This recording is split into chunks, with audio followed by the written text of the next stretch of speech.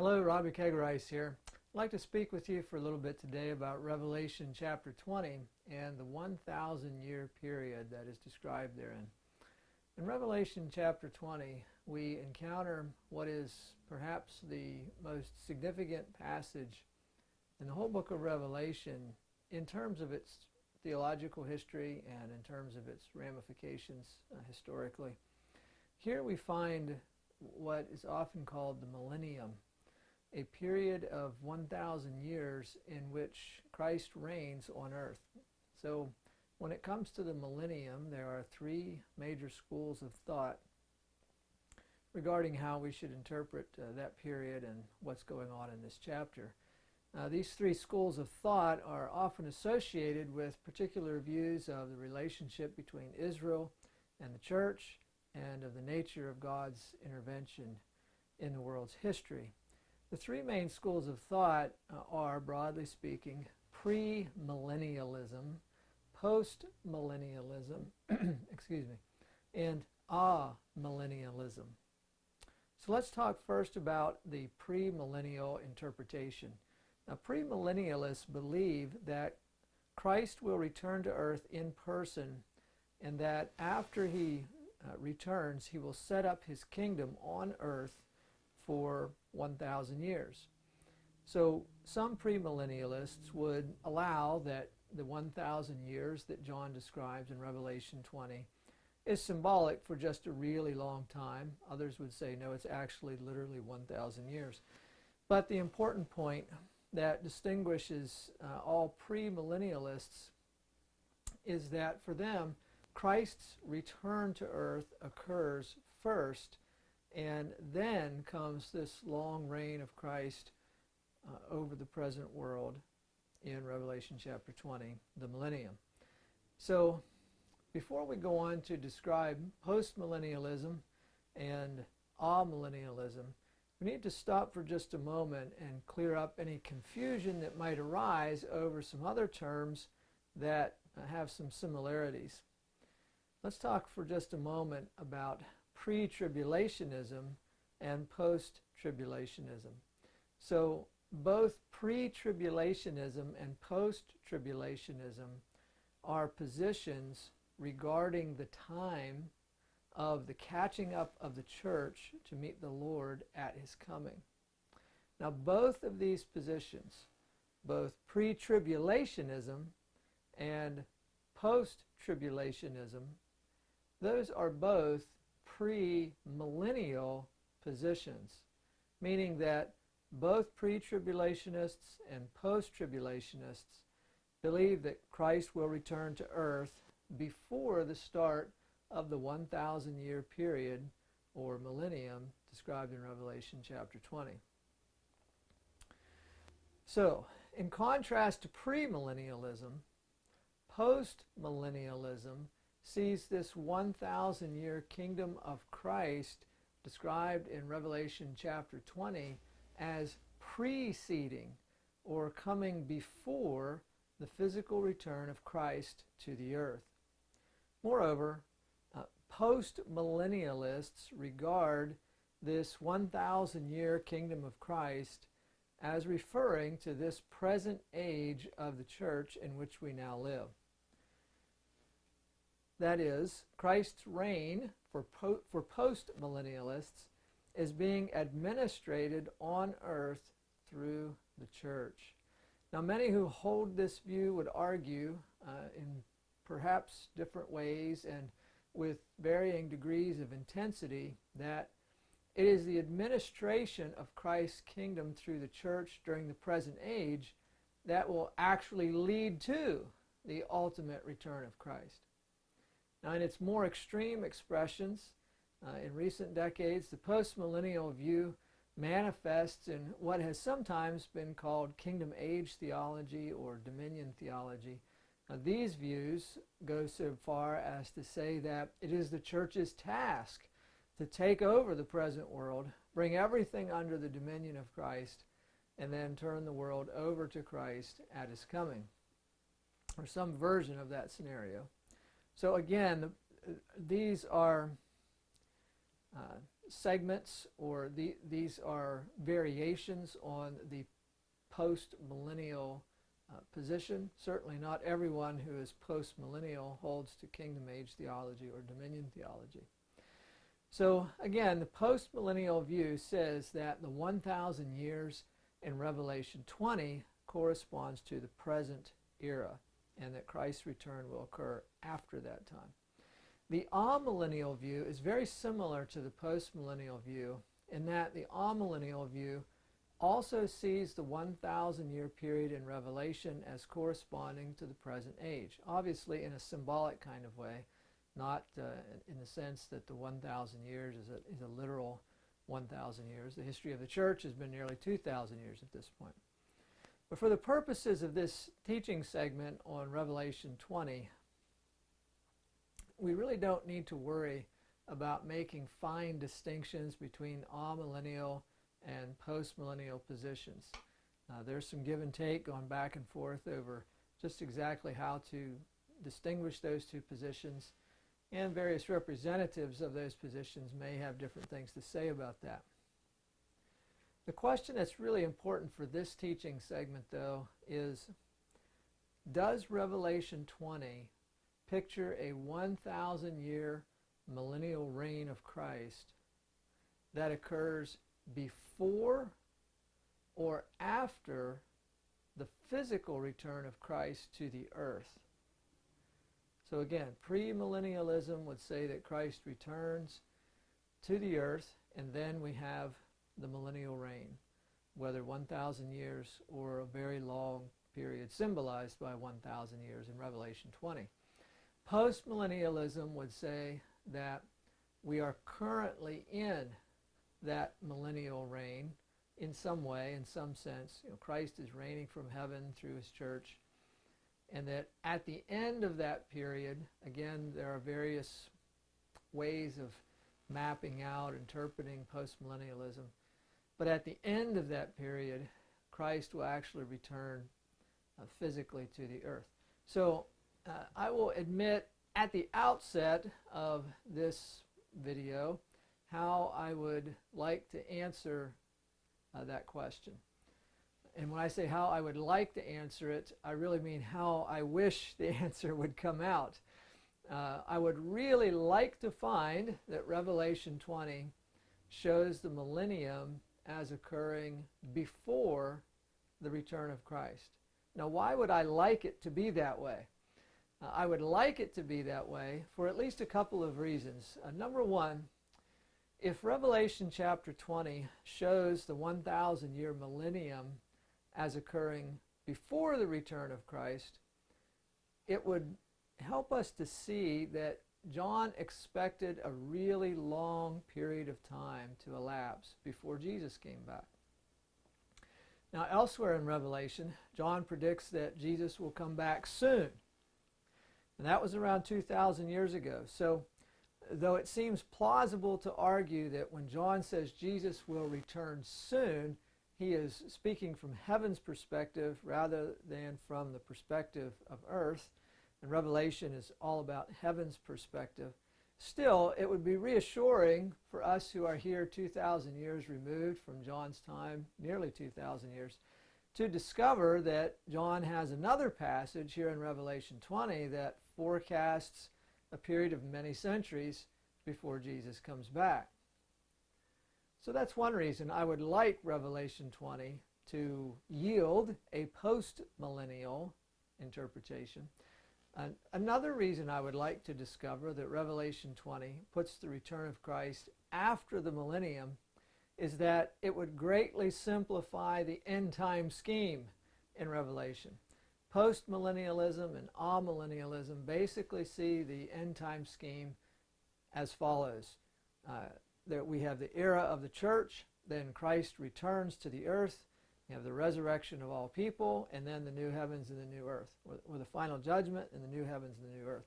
So premillennialism that says Christ will return first and then we will have this millennium, that looks for the era of the church, Christ's return to the earth, the resurrection of God's people, the 1,000-year millennium, then the general resurrection, and the final judgment, and the eternal state. So it's more complex. It's not so simple and straightforward a pattern or chronology. In addition, premillennialism has to reckon with two final battles. We have Armageddon described in Revelation chapter 19, and then in Revelation chapter 20 we have this battle with Gog and Magog described. Postmillennialism would see both of those battles, the Armageddon battle in 19 and the Gog-Magog battle in chapter 20, as different ways of speaking of the same final battle, which gives a simpler scheme overall. Premillennialism has to reckon with two final battles. You have Armageddon, and then the return of Christ, then the Millennium, then another final battle with Gog and Magog. And we're not going into detail about what is signified by those battles or the names associated with them. So again, postmillennialism would yield a simpler overall scenario. Now, in spite of my wish to find that Revelation 20 supports a post-millennial or amillennial reading, exegesis is not about getting Scripture to say what we want it to say. It's about letting the voice of the writer come through. So then, let's take a look at what John has to say in Revelation chapter 20. So John begins his vision in chapter 20 by describing an angel coming down from heaven. John writes this, "Then I saw an angel coming down from heaven, holding in his hand the key to the bottomless pit and a great chain." Now the fact that John says here, "Then I saw," could be taken to mean that this vision follows chronologically on the heels of what he has just described in chapter 19, which is the return of Jesus on the white horse, the armies of heaven, the battle of Armageddon, and so forth. If we read the passage that way, then there's no question that this scene occurs after Jesus' return to earth, since that's what John just described in detail in Revelation 19. But the phrase John uses here, "Then I saw," here at the start of chapter 20, that seems to be the sort of transition he often uses in Revelation, and that phrase by itself does not demand that we take what follows as something John expected to be fulfilled in chronological order after the visions that have occurred just before.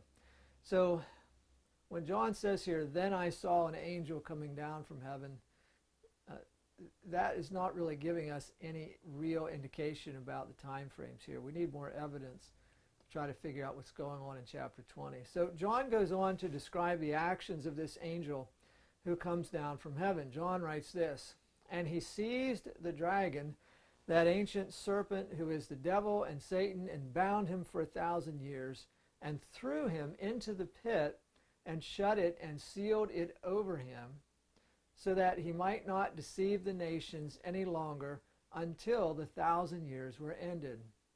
After that, he must be released for a little while." So the angel chains and imprisons the dragon for 1,000 years. Though there are no clear chronological markers here, one point that seems significant arises from Revelation chapter 12.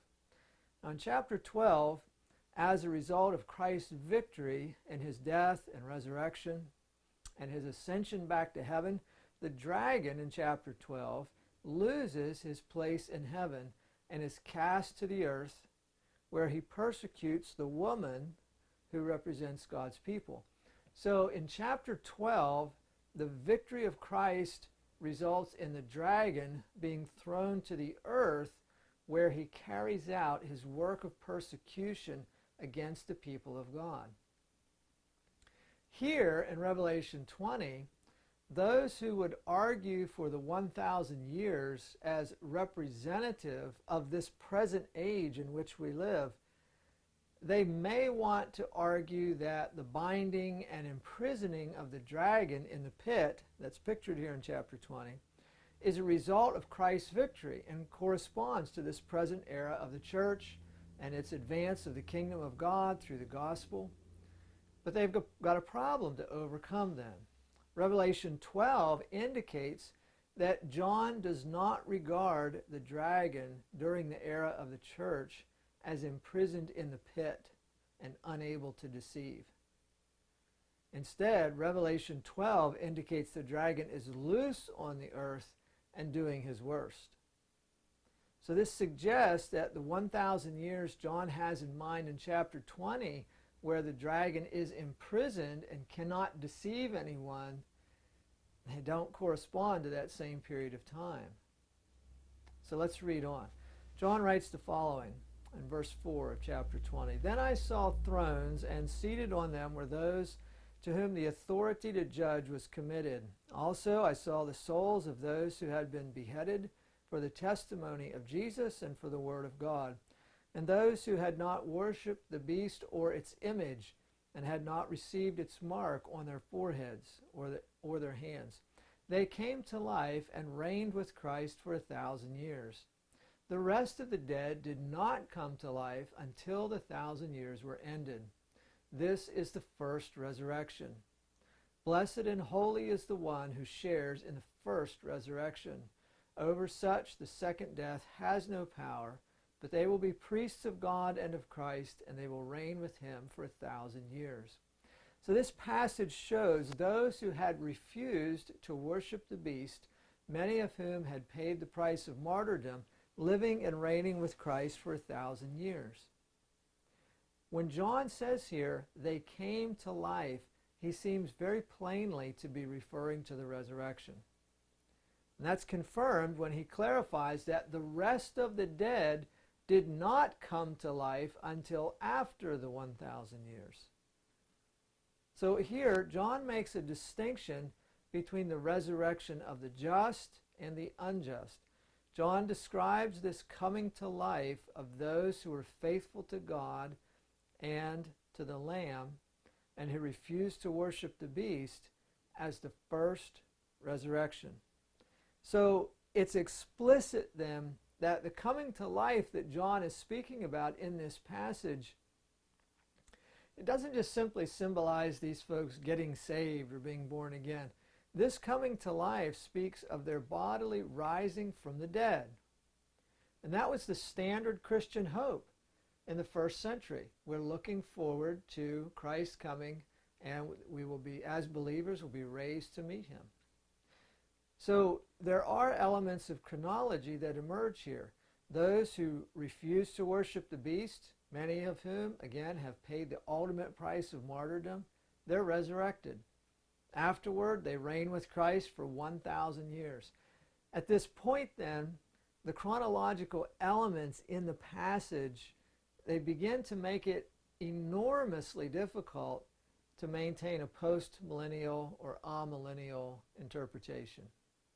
The 1,000-year period here in chapter 20, whether we take it as a literal 1,000 years or whether we simply take it as symbolic for a really long time, this 1,000-year period seems very clearly to be a long period that comes after Jesus' return to the earth and after the resurrection of God's people. So the evidence thus far in this chapter, as I am reading it, uniformly supports a premillennial interpretation. In other words, the view that Christ will return and that then there will be a 1,000-year or really long period of his reign on earth with his resurrected people. So since the evidence is solid thus far, let's read the rest of the passage to see if anything would lead us to question that conclusion. So in verse 7 and following, John writes this, "And when the 1,000 years are ended, Satan will be released from his prison and will come out to deceive the nations that are at the four corners of the earth, Gog and Magog, to gather them for battle. Their number is like the sand of the sea. And they marched up over the broad plain of the earth and surrounded the camp of the saints and the beloved city. But fire came down from heaven and consumed them. And the devil who had deceived them was thrown into the lake of fire and sulfur, where the beast and the false prophet were, and they will be tormented day and night forever and ever."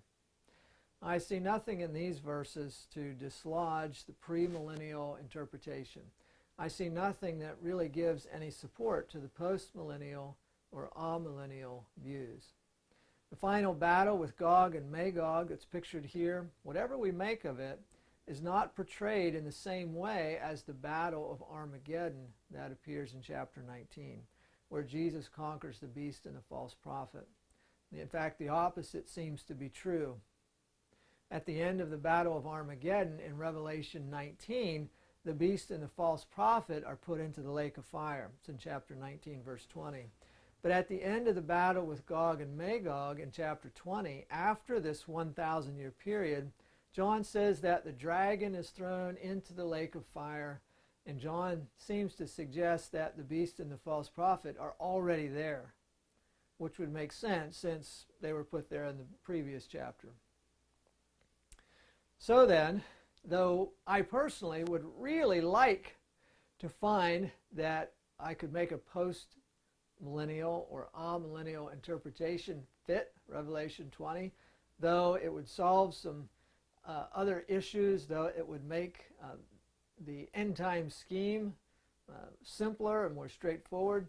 The fact is, as I work through this passage exegetically, I find that the text itself does not support those views. Instead, Revelation 20 supports the view that after Jesus has returned to earth, there will be a 1,000-year period, which again is perhaps symbolic of a time of unknown length, in which Satan will not be allowed to operate on the earth. God's people will be raised from the dead, and they will reign with Christ on earth.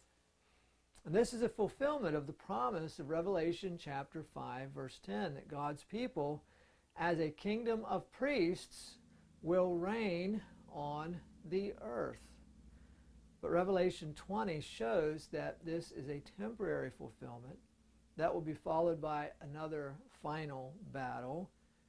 And in this final battle, it will witness the final destruction of all God's enemies and the final judgment, which John describes as judgment before a great white throne. So why?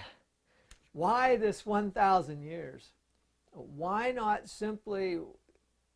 God simply not have Christ come back and then jump straight to the final judgment? What does John see in this 1,000-year millennial reign that is significant in terms of what's happening in the book of Revelation? I will not speculate a great deal here, but I will offer one possibility. And this is only a possibility. This is just some of my own reflection. The persecutions that the church passes through in chapters 6 through 19, we can see that they seem to be forming the church into the image of Jesus. And it's only a church that's formed in his image who will be prepared to rule and reign with him in the new heavens and the new earth. So perhaps the millennium is a final phase of that preparation. Now, before the church can enter into the eternal state of the new heavens and the new earth, it has to be prepared. It has to be prepared not only in becoming like Jesus through enduring persecution and death in a hostile world, which we see from chapters 6 through 19, but also in becoming like him and learning how to rule and reign over a world that is still unredeemed.